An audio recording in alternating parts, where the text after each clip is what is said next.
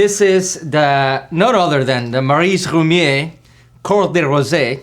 Wow. Wow. It's a blend. It's beautiful. It's rich. It's a rosé. Coeur de Rosé means the heart of rosé, if you will.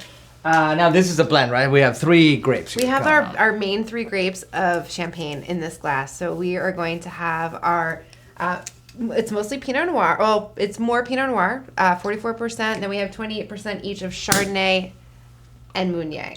Obviously, the red grapes are going to give it that beautiful color. And Maurice Grumier, so this is a producer that we were kind of tipped off on our, trotting around Champagne looking for fantastic wines for our members. MW, that works for a publication, kind of said, you have got to go see these guys. So our team went, fell in love with the family, who's been producing wine in the region for over 100 years. Wow. Maurice is actually the second generation. His father started estate bottling their wines. Previously to that, they were selling grapes like many growers did. And now they're on to their, I think, 4th generation is kind of coming along in the family business.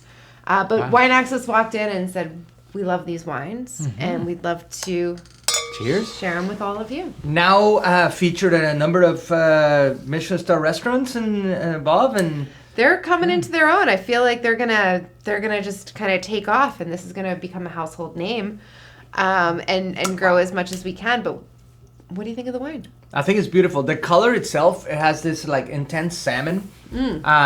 Really beautiful, kind of pops, kind of Instagram filtered kind of brightness to it, to the next level.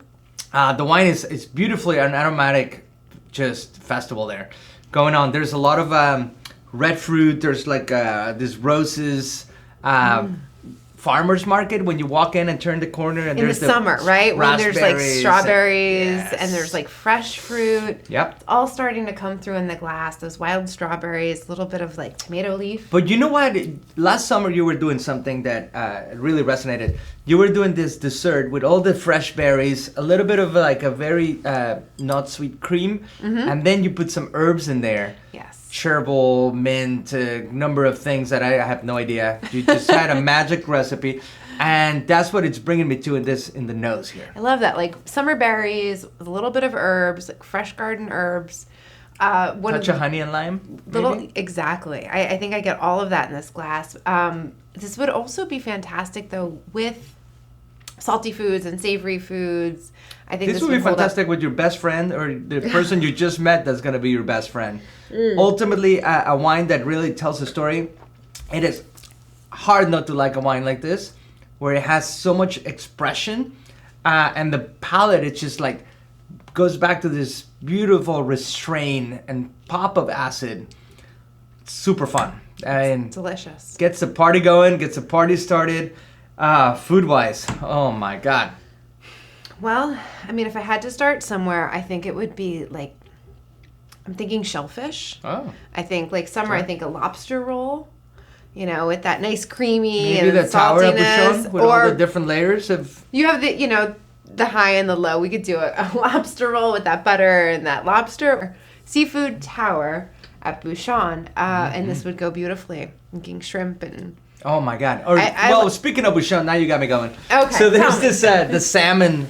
The salmon rillette. Oh, mother of Jesus! Yeah, that is tasty with the little toast point. But if I was back east, back home, I mean, it'd be soft shell crab or fried calamari with a little bit of marinara sauce.